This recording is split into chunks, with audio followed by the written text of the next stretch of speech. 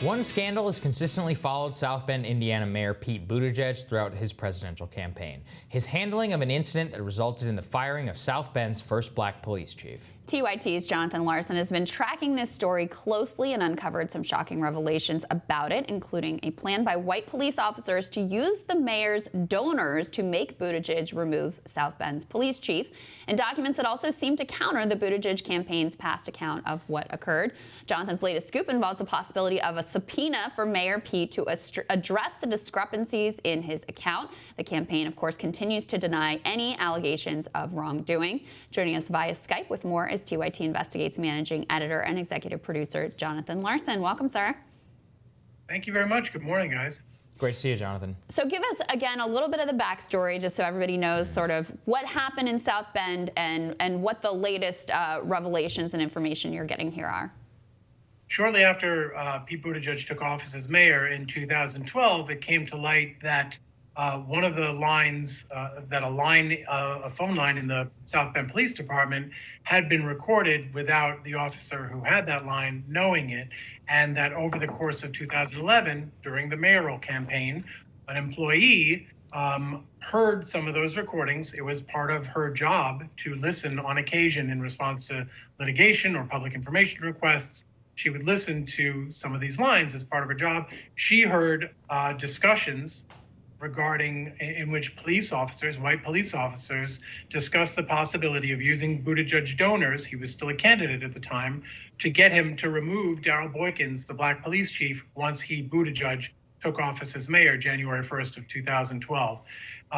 Once the officers became aware that some of these conversations had been recorded, they went to the feds and complained. A federal investigation resulted, citing the federal investigation in March and April of 2012.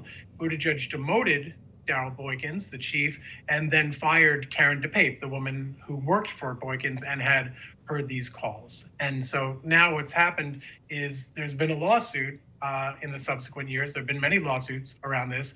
The Common Council, which is the legislative body for South Bend, they've been trying for years in court to get these tapes released to find out what happened. Now, the primary focus has been on early reports that racist rhetoric was used on the tapes.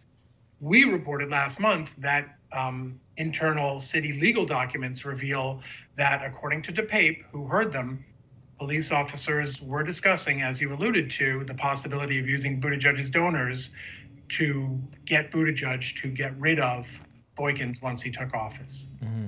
And so, Jonathan, now you're saying that he might be subpoenaed whenever it comes to this case. We should also note that I think the Buttigieg campaign, alleges that they have a very different story on the timeline here, and this is your reporting. But what exactly might be revealed if he does face a subpoena?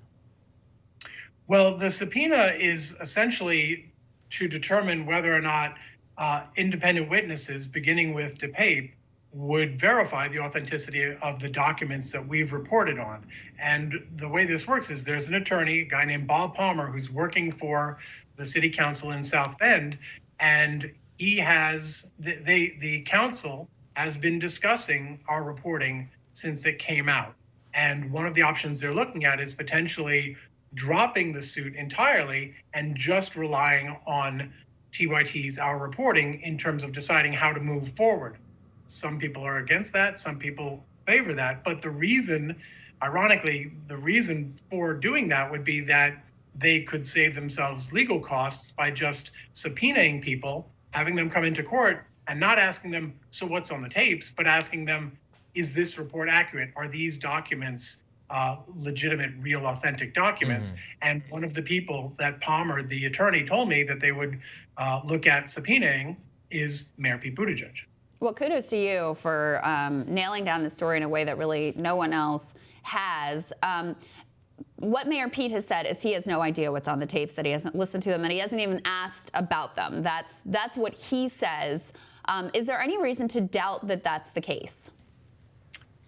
There's no evidence I'm aware of to suggest otherwise. I have talked to lawyers who have told me that it's fairly unusual for lawyers, in this case Buttigieg's attorneys, both city attorneys and outside counsel, not to apprise their client of information that would enable the client to assist in their own defense, which is a fairly standard process. So it's not exactly clear whether the attorneys for Buttigieg were somehow remiss or delinquent in fulfilling their obligations to their client, or whether Mayor Buttigieg, despite saying publicly, "I want to know what's on the tapes," told his lawyers, "Do not tell me if you find out."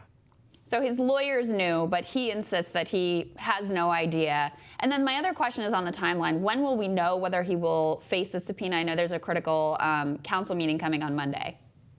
So what's interesting is there was a closed session yesterday at which the attorney told me on Tuesday that he planned to brief everyone about these options.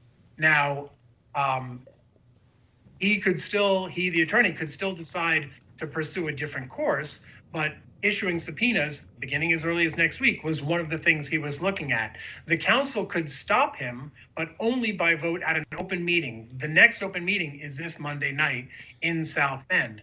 And so if the council does nothing, then the attorney is free to begin pursuing these subpoenas. And he told me if he does go down that path, he wants to get testimony on the record under oath before the end of the year when the council's term is up.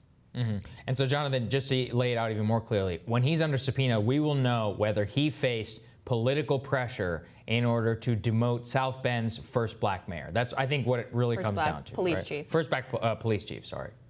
Yeah. That's I think the general tenor of the avenue they would pursue. Yeah, there are certain, they can't go beyond certain parameters, basically beyond what we reported, without, the attorney told me, getting additional council approval. Now, the trick here is that, the twist is that we reported some stuff that essentially had not been contemplated or even hinted at publicly, and so wasn't really part of the original legal strategy that the council approved. And so to add that to a new legal strategy, that potentially could require an additional explicit council vote saying, yes, go find out exactly what conversations Pete Buttigieg was having in 2011 about Darrell Boykins.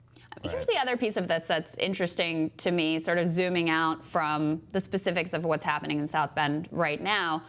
You've done the reporting on this. You've done the digging on this. Clearly, the reporting you've done is changing the dynamics on the ground in South Bend. Mayor Pete is a major presidential candidate. He's doing well in polls in Iowa. Media's writing a lot of very positive pieces about him. The only record we have to go on for how he would govern is what he did in South Bend. And there seems to be very little national media interest in what exactly is happening on the ground there. I mean, has that been your experience as well? And what do you attribute that to? Well, it's interesting because the interest is there. And I say that because I've been told by the people I'm speaking with and meeting with in South Bend that they are hearing from national outlets, who in some cases are very, it's a little self-aggrandizing, but in some cases they're trying to replicate some of the reporting that we have done. But you're certainly right in terms of like the cable news conversation. This stuff is not getting talked about, and I'm not in a position to say why that might be, other than Donald Trump is in the White House and there's gold in them Nar Hills. Yeah, it does suck up a lot of oxygen. Yeah. Jonathan, thank you so much. We appreciate it. Thank you, guys. Thanks for being one of the outlets to stay on top of this. Thank you. Happy to. Of course. Next on Rising, the Trump re-election campaign and the Republican National Committee recently reported having more than $158 million cash on hand. RNC National spokesperson Liz Harrington breaks down their numbers and how they accomplished this fundraising feat when Rising continues.